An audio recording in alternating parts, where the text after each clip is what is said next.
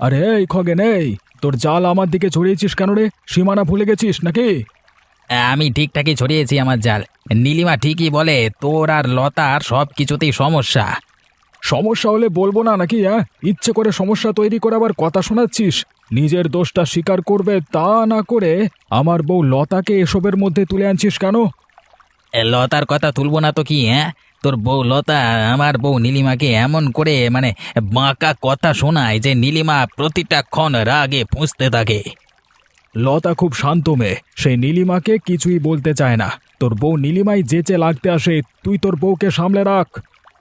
আরে লতা খুব শান্ত, আর আমার বউ কি ঝগড়ুটে যে তোর বউয়ের সাথে লাগতে যায়? হ্যাঁ ঠিক তাই। তুই যেমন এখন আমার পায়ে পা রেখে ঝগড়া করিস, তেমনি তোর বউও আমার বউয়ের সাথে পায়ে পা রেখে ঝগড়া করতে আসে। শোন গোপাল, এক হাতে কখনো তালি বাজে না। চল মানলাম আমি ঝগড়া করি, তো তুইও করিস যেমন এখন করছিস তুই। তাহলে কি মুখ বুজে তোর বদমাইশি সব সহ্য করব? সকাল সকাল মাথা খাচ্ছিস? আজকের দিনটা যে কেমন যাবে!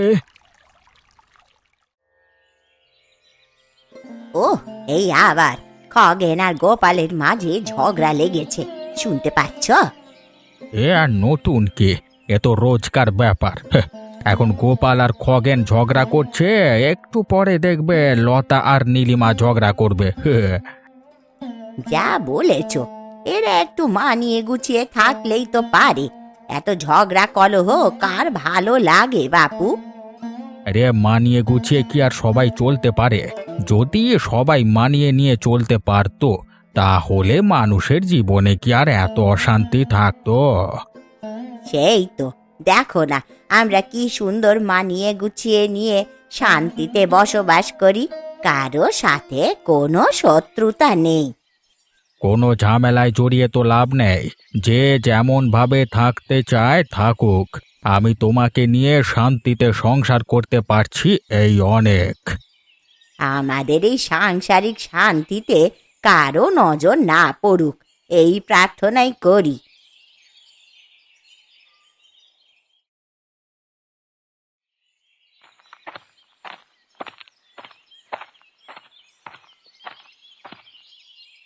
নীলিমা, তোমাকে একটা কথা বলার ছিল, উপদেশ হিসেবেও নিতে পারো। তুমি আবার আমাকে কি উপদেশ দেবে শুনি? আমি লক্ষ্য করেছি তোমার আর লতার মধ্যে প্রায়ই ঝগড়া লেগেই থাকে, আর তোমাদের এই ঝগড়ার জন্য গোপাল আর খগেনের মধ্যেও ঝগড়া হয়। বাবা, আমি তো ভাবতাম তুমি আর হরিপদ কাকা নিরিবিলি নিজেদের মতন থাকো, তা কোথায় কি হচ্ছে সেসব নিয়ে তোমাদের এত কি কাজ? কোথায় কি হচ্ছে সেসব জেনে আমাদের কোনো কাজ নেই। কানে আসে তোমাদের ঝগড়া, তাই জানি। তা জেনেছো ভালো কথা, আবার সেই সব আমাকে বলছো কেন? বয়স তো হয়েছে, নিজের মতন থাকো না। সেইটাই তো থাকি, তবু তোমাদের মধ্যে এত অশান্তি দেখে ভাবলাম যে কিছু উপদেশ দিই। না গো বুড়িমা, আমার অন্তত তোমার কাছ থেকে কোনো উপদেশ চাই না। তুমি তোমার মতন থাকো, আমাদের বিষয় বেশি নাক গলাতে এসো না। তুমি বড় ঝগড়ুটে নীলিমা, দুটো ভালো কথা বলতে এলাম আর তুমি আমার সাথে এমন খারাপ ব্যবহার করলে।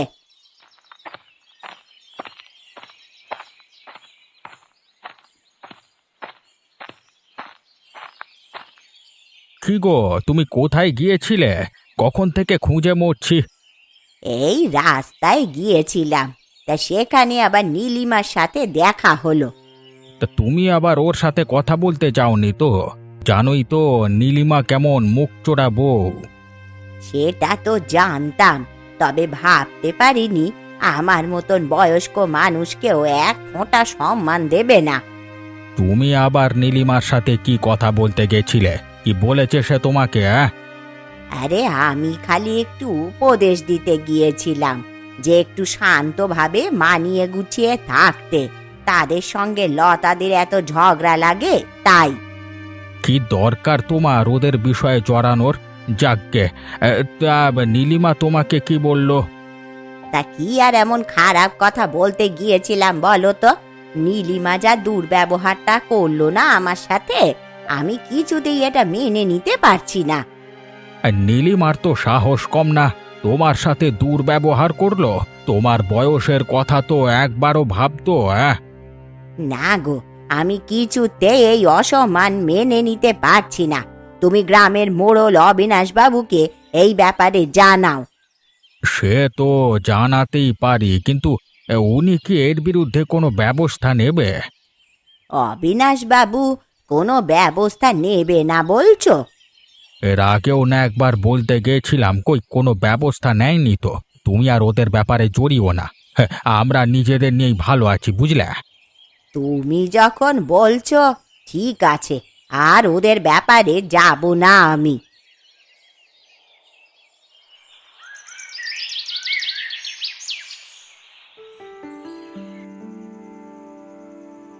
খুব বার বেড়েছে না তোর খগেন? হ্যাঁ, আমার সীমানার ভেতরে ঢুকে মাছ ধরা।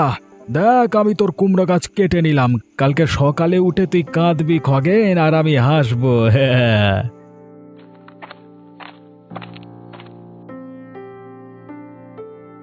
গোপাল এত রাতে কি করছে খগেনের বাড়িতে?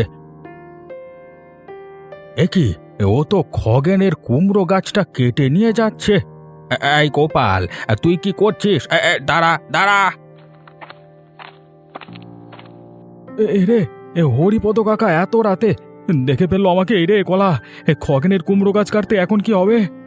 কি রে, তুই এত রাতে এখানে কি করছিস? কি, খগেনের কুমড়ো গাছটা কেটে ফেললি কেন?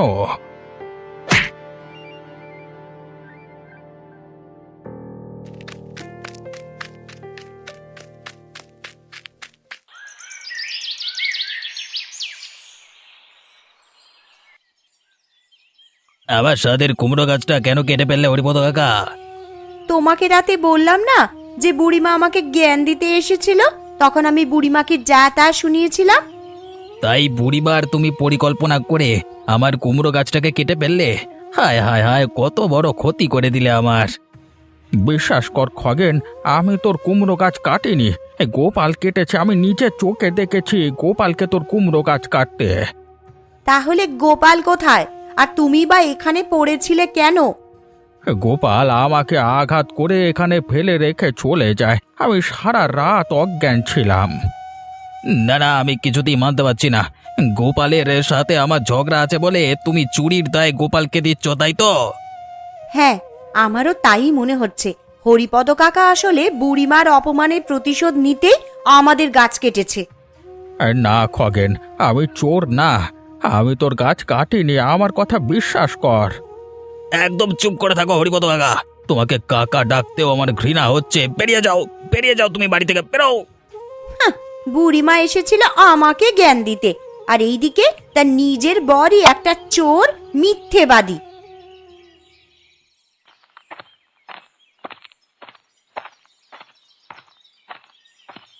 কি হয়েছে কি তোমার? মুখ চোখ এমন কালো হয়ে আছে কেন? সারা রাত কোথায় ছিলে গো তুমি? তোমার চিন্তায় চিন্তায় আমি যে পাগল হয়ে যাচ্ছিলাম। আর বলো না গো, আমি কোথা থেকে কোথায় ফেসে গেলাম। কালকে অত রাতে না বের হলেই ভালো হতো। কেন, কি হয়েছে? সারা রাত বাড়ি ফেরোনি কেন? কোথায় ছিলে সারা রাত তুমি? আমি ফেরবার পথে গোপালকে খগেনের কুমড়ো গাছটা কাটতে দেখি। তারপর গোপালকে বাধা দেওয়ার চেষ্টা করি, কিন্তু গোপাল আমাকে ধাক্কা দিয়ে অচেতন করে দেয়। কি বলছো কি গো এসব? গোপাল তোমাকে ধাক্কা দিয়ে অচেতন করে দিয়েছিল? তা তোমার কোথাও লাগেনি তো? খুব লেগেছে গো, কিন্তু শরীরে না, মনে লেগেছে। সকালে খগেন আমাকে তার বাড়িতে অচেতন অবস্থায় পেয়ে চোর বলে দোষারোপ করলো। খগেন তোমাকে চোর আরোপ দিল? তুমি ওকে সত্যিটা বলনি নাকি? বলেছি, কিন্তু খগেন আর নীলিমা কিছুতেই আমাকে বিশ্বাস করছে না। আমাকে চোর, মিথ্যেবাদী আরো কত অপবাদ যে দিল। কি, ওদের এত সাহস? চলো তো, আমি গিয়ে কথা বলি। তোমাকে এমন অপবাদ কি করে দেয় ওরা, সত্য মিথ্যা যাচাই না করেই? তোমার গিয়ে কোনো লাভ নেই। ওরা বলছে তোমার সাথে নীলিমা খারাপ ব্যবহার করেছিল বলেই আমি এমন করেছি। সত্যের জন্যে আমরা লড়াই করব না? আমরা বুড়ো বুড়ি কিভাবে লড়বো? আমি আর এই গ্রামে থাকতে পারবো না গো বুড়ি। আমরা এই গ্রাম ছেড়ে কোথায় যাব? আমাদের তো অন্য কোথাও যাওয়ার ব্যবস্থাও নেই। আমি এই অপবাদগুলো মাথায় নিয়ে এ গ্রামে আর থাকতে পারবো না। আমরা জঙ্গলে চলে যাব, সেখানে আমরা নিজেদের মতো ভালো থাকবো। সত্যি এমন অপবাদ নিয়ে এই গ্রামে থাকা যায় না। তার চেয়ে চলো আমরা বরং জঙ্গলেই চলে যাই, সেখানেই আমরা ভালো থাকবো।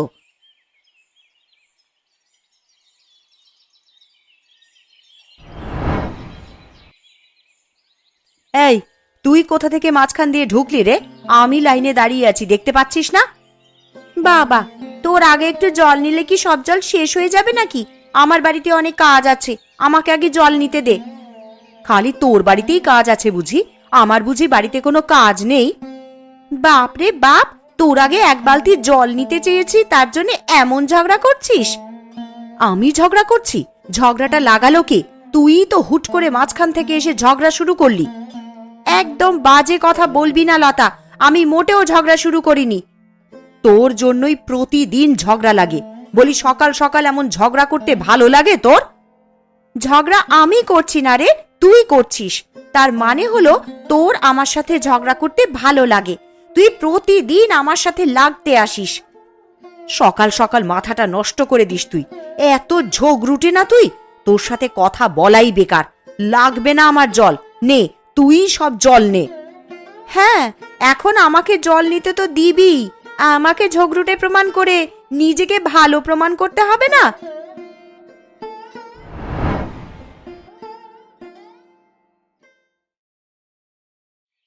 এ কি অবস্থা তোমার লতা? আরে জল আনতে গিয়ে কি মারামারি করে এলে নাকি? আর বলো না গোপাল, ওই নীলিমাটা রোজ আমার সাথে লাগতে আসে, আর ভালো লাগে না আমার। বুঝি গো বুঝি, ওই খগেনও আমাকে দুদণ্ড শান্তি দেয় না। শান্তিতে আছি দেখলি খোঁচা দেয়। রোজ রোজ এই অশান্তি আমার আর ভালো লাগে না গোপাল। চলো আমরা অন্য কোথাও চলে যাই। অন্য কোথাও? আমরা কোথায় যাব লতা? এখানেই তো আমাদের ঘর বাড়ি কাজকর্ম সব। হরিপদ কাকা আর বুড়িমা যেমন জঙ্গলে চলে গেছে, চলো না আমরাও জঙ্গলে চলে যাই। ওখানে আমরা নিজেদের মতন শান্তিতে থাকতে পারবো। তা কি করে হয় লতা? এখানে আমার মাছের ব্যবসার কি হবে? আর তাছাড়া আমি যদি খগেনের জ্বালাতনের ভয়ে গ্রাম ছাড়ি, তাহলে সেটা আমার হার হবে খগেনের কাছে। কিন্তু গোপাল, আমি এই খগেন আর নীলিমার জ্বালায় অতিষ্ঠ হয়ে পড়েছি। রোজকার এই অশান্তি আমার আর সহ্য হয় না। তুমি যদি আমার সাথে না যাও, তবে আমি একাই চলে যাচ্ছি। আমি তোমাকে আটকাবো না লতা, তুমি যেতেই পারো। আমি খালি খগেনের কাছে কিছুতেই হার স্বীকার করতে পারবো না।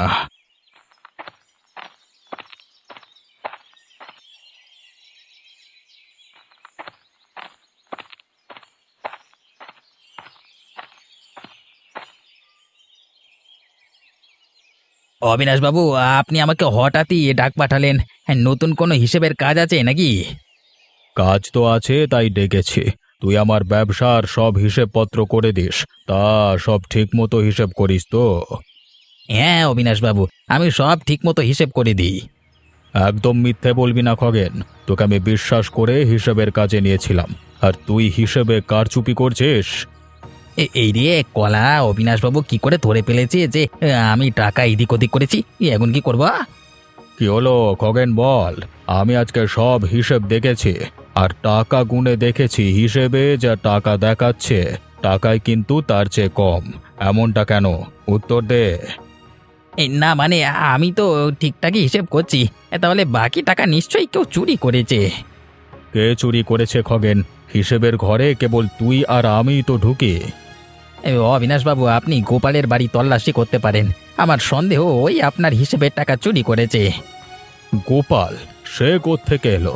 সে কি করে চুরি করবে? আর গোপালকে সন্দেহ করবার কারণ কি? কারণ আমি গোপালকে কয়েকদিন ধরেই আপনার বাড়ির আশেপাশে ঘোরাঘুরি করতে দেখেছি। তাহলে চল গোপালের বাড়ি গিয়ে দেখি। যদি আমি গোপালের বাড়িতে উধাও হওয়া টাকা না পাই, তাহলে আমি কিন্তু তোর বাড়িতে তল্লাশি চালাবো। ও অবশ্যই অবিনাশ বাবু, আপনি আগে আমার বাড়িতেও তল্লাশি করতে পারেন, কিন্তু তাতে আপনার কোনো লাভ হবে না। ঠিক আছে, গোপালের বাড়ি চল। ভাগ্যিস আগে বুদ্ধি করে টাকাগুলো নিজের কাছে না রেখে গোপালের বাড়ির পেছনে লুকিয়েছিলাম। এখন অবিনাশ বাবু টাকা পেলে পাক, কিন্তু ওই গোপালটা ঘাট থেকে নামবে।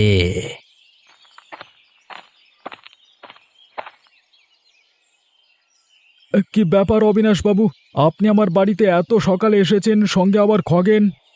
কেন, গোপাল ভয় লাগছে নাকি? অবিনাশ বাবুকে সঙ্গে নিয়ে এসেছি বলে। হঠাৎ ভয় পেতে যাব কেন? আরে অবিনাশ বাবু, বলুন তো কি ব্যাপার? আমার বাড়ি থেকে হিসেবের অনেক টাকা উঠাও। খগেন তোমাকে সেই টাকা চুরির জন্য সন্দেহ করছে। কি? আমি কেন? মানে কিভাবে আপনার টাকা চুরি? মানে আমি তো জানিও না আপনার হিসেবের টাকা কোথায় থাকে। খগেন আমাকে ফাঁসাতে চাইছে। আমি মিচিমিচি তোকে ফাঁসাতে চাইবো কেন রে? আমি তোকে নিজের চোখে অবিনাশ বাবুর বাড়ির আশেপাশে ঘোরাঘুরি করতে দেখেছি। এসব মিথ্যে কথা অবিনাশ বাবু, আপনি আমাকে বিশ্বাস করুন। তুই সত্যি কথা বলছিস না খগেন বলছে, তা এক্ষুনি জলের মতো পরিষ্কার হয়ে যাবে। আমি তোর ঘরের তল্লাশি নেব। ঠিক আছে অবিনাশ বাবু, আপনি আমার ঘরের তল্লাশি নিন। আমি সত্যি কথাই বলছি যে আমি আপনার কোনো টাকা চুরি করিনি।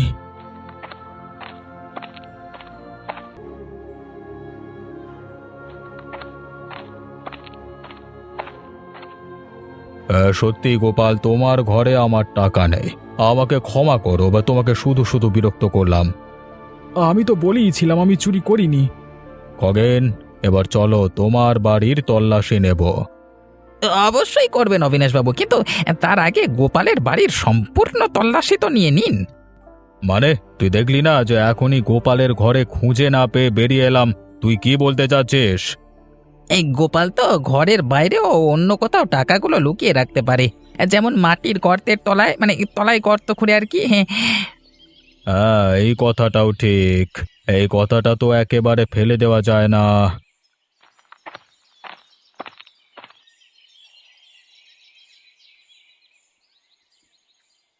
এই জায়গাটার মাটি উঁচু কেন? এখানে কি আছে? অবিনাশ বাবু, এই জায়গাটা খুঁড়ে দেখতে হবে, এখানে নিশ্চয়ই টাকা লুকিয়ে রেখে আছে। এই তো, এই তো আমার টাকা। তার মানে খগেনই সঠিক কথা বলছিল।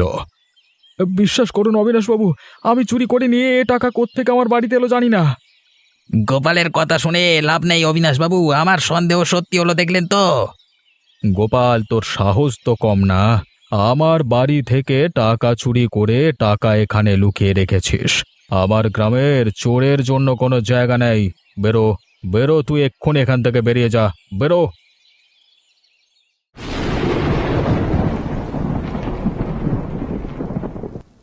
তুমি যে বলেছিলে তুমি গ্রাম ছেড়ে আসবে না, তাহলে আজ এখন জঙ্গলে এলে? খগেন আমাকে চুরির দায়ে ফাঁসিয়ে অবিনাশ বাবুকে দিয়ে গ্রাম ছাড়া করিয়ে দিয়েছে লতা, কিন্তু তুমি এখানে হরিপদ কাকার সাথে। গ্রাম ছেড়ে চলে আসার পর হরিপদ কাকা আর বুড়িমা আমাকে তাদের কাছে আশ্রয় দেয়। আমি যেভাবে তোমাকে মিথ্যে চুরির অপবাদে গ্রাম ছাড়া করেছিলাম, তারপরেও তুমি আমার বউ লতাকে তোমার কাছে আশ্রয় দিলে। তুই যেভাবে আমাকে খগেনের কুমড়ো চুরির দায়ে অভিযুক্ত করে গ্রাম ছাড়া করতে বাধ্য করলি, তাতে আমি তোর উপর সত্যি খুব ক্ষুব্ধ।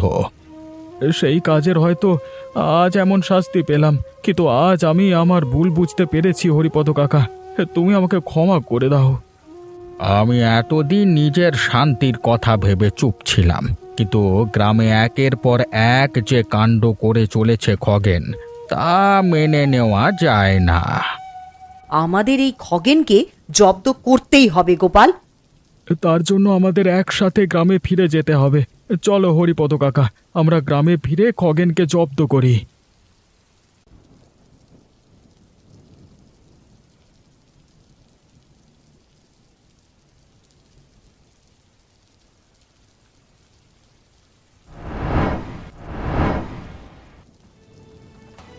আমাদেরকে গ্রাম থেকে তাড়িয়ে এখানে আনন্দ করে মাংস ভাত খাচ্ছিস খগেন?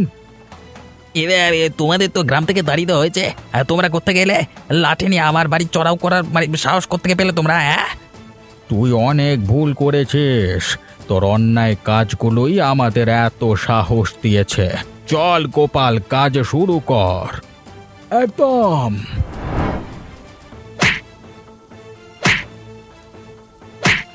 কে বল খগেন, আর মার খাবি নাকি? হ্যাঁ, না সত্যি কথাটা বলবি, বল। না না, বেরো না। ও বাবা, মরে যাবো। সত্যি বলছি, আমি অবিনাশ টাকা চুরি করে গোপালের বাড়িতে লুকিয়ে রেখেছিলাম। যেটা ভেবেছিলাম সেটাই ঠিক।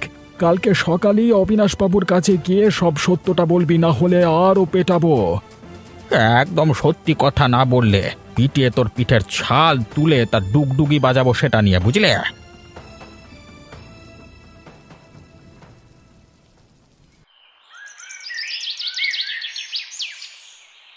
এ কি গোপাল, তুই আবার গ্রামে ফিরে এসেছিস? আর খগেনকেই বা এভাবে বেঁধে এনেছিস কেন? অবিনাশ বাবু, সেটা আপনাকে এখন খগেনই বলবে। কি হলো বল খগেন। বাবু, আমার খুব ভুল হয়েছে। আপনার হিসেবের এত টাকা দেখে আমার খুব লোভ হয়েছিল। আমি আপনার হিসেবের টাকা সরিয়েছিলাম। এই সন্দেহ আমার প্রথমেই হয়েছিল, কিন্তু টাকা তাহলে গোপালের বাড়িতে পাওয়া গেল কি করে? আমি গোপালকে ফাঁসাতে ওই টাকাগুলো গোপালের বাড়িতে লুকিয়ে দিয়েছিলাম। ছি খগেন, ছি, এত কুবুদ্ধি তোর মাথায়? তোর মতো ধুরন্ধর মানুষকে বিশ্বাস করে আমি গোপালকে চোরের বদনাম দিয়ে গ্রাম ছাড়া করলাম। আমি খগেনের শাস্তির জন্য অনুরোধ করছি আপনার কাছে অবিনাশবাবু, আপনি দয়া করে খগেনকে শাস্তি দিন। শাস্তি তো আমি অবশ্যই দেব। খগেন, তুই এক্ষুনি আমাদের গ্রাম থেকে বেরিয়ে যা। বাবু, গ্রাম ছেড়ে কোথায় যাব? আমাকে একটা শেষ সুযোগ দিন নিজেকে শুধরে নেওয়ার। বাবু, তুই যা কিছু করেছিস তার কোনো ক্ষমা হয় না। তুই এক্ষুনি গ্রাম থেকে বেরিয়ে যা। আর গোপাল, আমি তোমাকে নির্দেশ দিচ্ছি, যারা যারা গ্রাম থেকে বেরিয়ে গেছে তাদের সবাইকে ফিরিয়ে আনো। হ্যাঁ অবিনাশবাবু, আমি এক্ষুনি গিয়ে গ্রাম ছাড়া সকল মানুষকে ফিরিয়ে আনছি।